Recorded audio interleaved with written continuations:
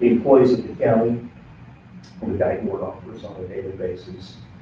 For the people that we serve, we'll continue to watch over and care for decisions that are rendered, that you will care for us, watch over and care for our country and our nation during the time of unrest, that you will lead and guide. We always ask to forgive us our sins and thank you for the day. Keep us safe as we travel from this place to Christ's name. Amen.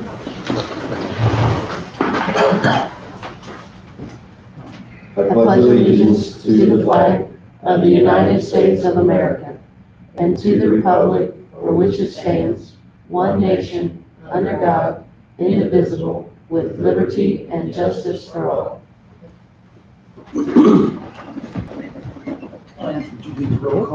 Mr. Pitts? Yes. Commissioner Toller? Commissioner Foster? Here. Commissioner Miller? Here. Commissioner Gould is absent. Having quorum, I'll call the meeting to order. First thing on the agenda is approval of regular meeting February 28th minutes. Everybody had a chance to look at those.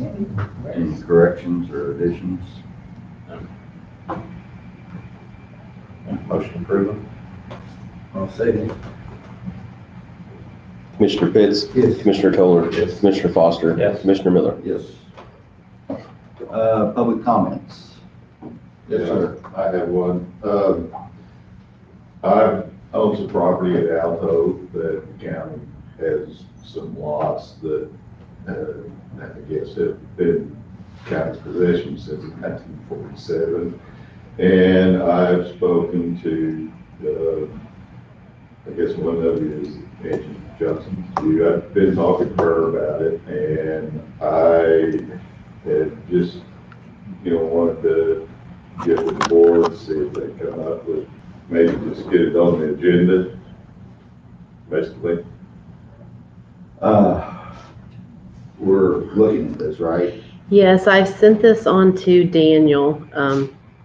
Mr. Murray and I have talked several times, and each time I have let Daniel know, and he is supposed to, Daniel is our state's attorney, and he is supposed to be researching it. Last time I talked to him, he was researching it, but he hadn't came to a conclusion yet. As I had told you, my concern is I don't believe the county can just sell that directly to you without offering it to other people. So I'm trying to figure out if we have to get it in our trustee program and do it that way. So then that way anyone can bid on it in a closed bid. Or if we can just have a public auction of it and do it like that. But I don't know the steps. So I'm waiting on Daniel. There's not really no way that it could just, like the people that own the property surrounding it, would be included in that chance to buy it, or, is it actually? Well, I think that's what we're looking. We've got to do it however the statutes and law requires us. So, hopefully we can get back to you with an answer. We're not at the point of putting it on the agenda or anything like that. We've got to get all this figured out the correct way that we have to do it. Well, I know how much I had to go through just to find out Right. who had the lots. It took quite a while and a lot of help from the girls in the abstract office and the clerk's office to figure it out, so. I can assure you we'll get back with you and get an answer to you one way or another, how we can. That's all I'm asking. Not a problem. But definitely the 4 lots that are bordering my property, Right. they're actually cutting off the section of mine from the road frontage. The other ones I'm not as concerned with, but, I'm sure we can get it worked out one way or another. It's just a matter of getting it. As soon as we know something, Andy will get back in touch with you and go from there. Okay. Appreciate it very much. Thank you. Thank you. Any other comments? Yes. The final distribution was completed this week, so the checks will be going out, which is really exciting because our tax sale was March 11th last year, so our goal to be a month ahead is right on target. Good deal. Good deal. Anyone else? I can bring up, I guess, the election coming up. We have taken a little bit of precautions with the virus going around, so we purchased hand sanitizer or well, some hand sanitizer, I don't have enough. It's like liquid gold at this point. But I did get some of the wipes that disinfect. We will give those to the judges to maintain the polling places and stuff and make sure we try to keep everyone clean. As far as I'm concerned, we're not going to have any changes as far as the election. Everything should be steady and right on. So. Did you get toilet paper? I did not. I didn't have enough stock yet, so. Committee reports. Anybody got anything? Yeah. We had a 911 meeting. 911 doing very well financially. We don't have any issues that we're aware of. Of course, Grant's vice chairman is doing very well. We had a little bit of a problem with some hesitation on some calls that the company that was taking care of that is being replaced. So it was just taking a little, you're only talking 10 to 15 seconds, but if it's an emergency, that's like a lifetime. So they're going back with the old company, which can do it quick, just in a second. It's like 6 or 7 different grant programs that are available to counties and municipalities. There are a lot of different things that are offered, and the information sent out to all the municipalities and the counties, so that they can be aware of that. There is some money that's available to the Delta Regional Authority for some levies, like some drainage ditch repairs, some work on levees and things that's come out. I talked to a person that's a levy commissioner, and they've got the information and they're already looking into it. So those grants can run up to $150,000. So those are really big grants that can help out a lot. But like I said, that one levy district's already in the process of getting their paperwork turned in. So that's good. There's some park money that's available through the ARP, anywhere from 10, 15, 20,000. Municipalities might be interested in that.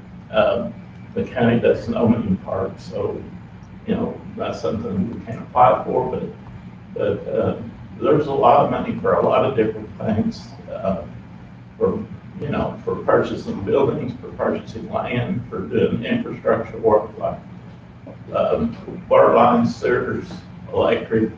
There's just a lot of opportunities out there. So if anybody needs any information or knows a business that might want to get started, they can contact Southern 5 and those that. Also, they did talk about coming here to offer help with the census. They'll be getting a hold of you to set up a date, and they'll have a laptop here to help people that don't have access. So that will be coming. Perfect. Yep. Very good. Anybody else? Building permits, I don't believe we have any this morning. Old business, FY 2020 budget amendment. This basically has to do with the full-time public defender position, so we can get our reimbursement from the state. It's just a kind of a bookkeeping situation, and get it filed and so forth. So I make a motion that we adopt the resolution to transfer 2020 budget appropriations. Second. Commissioner Pitts? Yes. Commissioner Kohler? Yes. Commissioner Foster? Yes. Commissioner Miller? Yes. Max, can I say something about this? Sure. You just passed. I just wanted, I know you guys know, but I want everyone to know that all we did for this budget amendment was move money around. We didn't take any money from anyone else's budget. We didn't have to take any money from contingencies. Since we have a full-time public defender now, we get more reimbursement from the state. And so then we use that additional reimbursement to fund his office for office supplies and travel and service contracts and training and dues. So that's all we did. It worked out perfectly this year. And actually next year we should save some money by creating this office. This year we didn't really have savings because we had to prepare the office and turn a break room into an office and buy a computer and a desk and a scanner, for him. But next year we won't have those expenses and we'll save a little money, so. Thank you for clarifying. I should have said that. Item B on old business, we will still table, that's not ready at this point yet, still waiting on that. New business, approved payment of bills. Everybody had a chance to look at the bills? Yeah. Any questions? Make a motion to pay the bills. I'll say Commissioner Pitts, Yes. Commissioner Toller, yes. Commissioner Foster, Yes. Commissioner Miller. Yes. Regional Office of Education Quarterly Report and Activities. Cheryl, welcome. Good morning. I appreciate your time this morning and also always your support for our office that you give us. As you know, we're in the middle of the COVID-19 the schools are trying to decide. At this time, the state is still telling all of our local districts that it is a local decision as to whether they close or not. So we are in the process of determining districts whether they want to try to develop an e-learning plan. So e-learning plans work in the way that if they still have emergency days left, which the districts in Union County do, that if they have an e-learning plan in place, and e-learning doesn't necessarily mean that it's online learning. They can send items home with students also to complete, so it's not necessarily internet online. As we know, connectivity in Southern Illinois is not always available to all of our students. But if they have that in place, then if they decide to do an e-learning, then that takes the place of an emergency day and does not change the end of their calendar when they plan to have their last day of school. If they decide not to do e-learning and they decide schools need to be closed and they use emergency days, right now after all emergencies or days are used for this, we're being told that they will be able to use active God days. So it's still kind of in the works of being ironed out at the state level. I do have a call again at 9 o'clock this morning on updates again as they continue to evolve. The state has also asked us to survey our district as the state looks to see what kind of resources our districts may need if they're staying open and as school continues. So that's kind of where we're at with that right now. It changes. That's our last update that we had at this point. Other things in our office, we've completed all of our health, life, safety visits for all of our school districts, so they're in the process of completing those reports for us. We're in the process of doing compliance visits where we go in and we make sure that schools are following school code. That means personnel files are accurate, student records are accurate, and other school codes being met.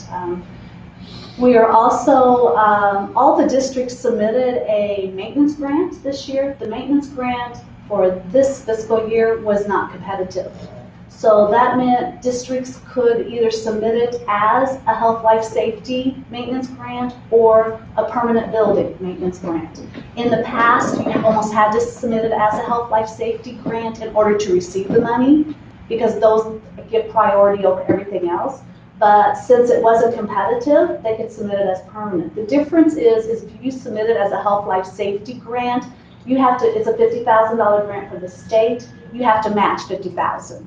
If it's health, life, safety, you must use your health, life, safety money. It must match your health, life, safety 10-year survey or your amendments to that survey.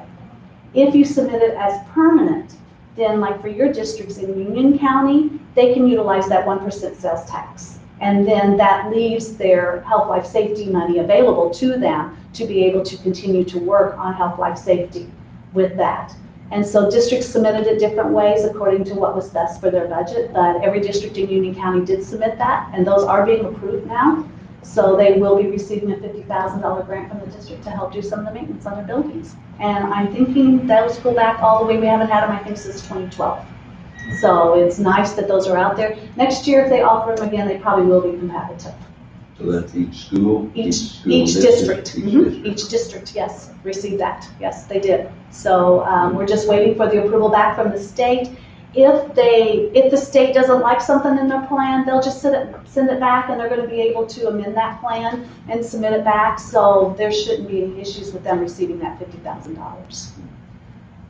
As you know, and you look at our report, that truancy is an issue. So I'm serving on a truancy coalition committee to see what we can do to help address that issue and to make it better and easier to be able to get our students to school. So we're just starting that committee to see what we can do. As we know, it's important for our students to be in school. So with the coronavirus, you know, when we start using active God days, that is a possibility that students will miss school and not make up work. We are trying to give suggestions to parents to help with that. There's lots of free online activities that students could do, or even as simple as parents just sitting down and if they can read with their kids a little bit each day to help keep those skills up during that time period, if that comes to that. We are working with our public health departments with this also, and guidance from them too. As of right now, you know, there have not been any confirmed cases in Southern Illinois. If there are confirmed cases and our districts are in session, it's a possibility our public health departments at that time then will recommend that we close our schools. But we just have to wait till that point to see what happens if we don't close before then. So that's kind of where we're at in our office. Do you have any questions for me at this time? Or? I don't. Sounds like you've got it under control as usual. Well, I'm not, I don't know. We're doing the best we can at this point on a daily basis. I don't think anybody feels like it's under control right now, but you know, we do whatever's best to try to keep our students safe and do what's best for our students. And at this point, not only keeping our students safe, but we know the way this virus is affecting our elderly people, we have to look out for our community also at this point. So that's the decisions that our leaders in our districts are trying to make. Hopefully it will stay away and work out. That's what we're hoping. We are hoping. You know, I think the biggest concern comes down, you know, and I know that's the reason SIU has taken their stance they've taken. We know SIU's been out on spring break. 5 of our districts in Carbondale have been out on spring break. And we do not know where staff and students have traveled to during that time. And that's honestly where our concern comes from. And we know in Southern Illinois then, if that happens in Carbondale in that area, we know people work all over Southern Illinois that, you know, and they travel all between these counties then. So that's what we're waiting to see what happens in the next couple of weeks. Okay, thank you for your time. I appreciate it this morning. Thank you very much. Enjoy your call. Okay.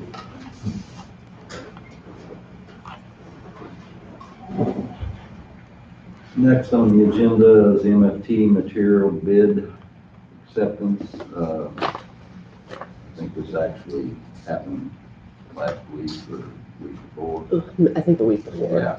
We both, Material bids for the highway department is what it amounts to. Do this each year. I make a motion that we adopt the resolution requesting acceptance of proposals for the, furnishing of materials for the combined proposal 2020 maintenance by the Illinois Department of Transportation. Mr. Pitts? Yes. Mr. Toller? Yes. Mr. Foster? Yes. Mr. Miller? Yes.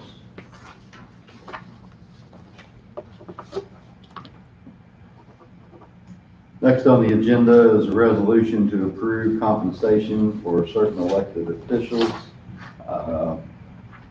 We started this a couple of years ago. This is pertaining to Union County Commissioner seat, which will be coming up in this year's election. In order for that particular seat to get the annual raise that we have adopted, we have to approve this ahead of time.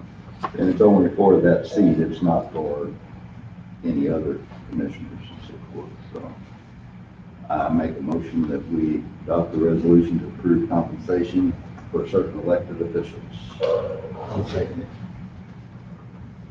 Commissioner Pitts? Yes. Commissioner Toller? Understand. Commissioner Foster? Yes. Commissioner Miller? Yes. Spend it all in one spot.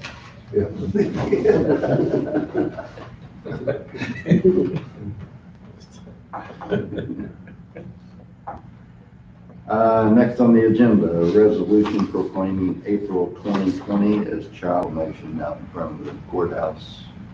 April 1st. April 1st. I'll make a motion that we adopt the resolution proclaiming April 2020 as Child Abuse Prevention Month. Second. Commissioner Pitts? Yes. Commissioner Toller? Yes. Commissioner Foster? Yes. Commissioner Miller? Yes. I don't think we have anything for executive session today. Any other business, guys? Not that I think Yes, that's or yes, or whatever. All right, have a motion to adjourn. Make motion to adjourn. Second. Commissioner Pitts? Yes. Commissioner Toller? Yes. Commissioner Foster? Yes. Commissioner Miller?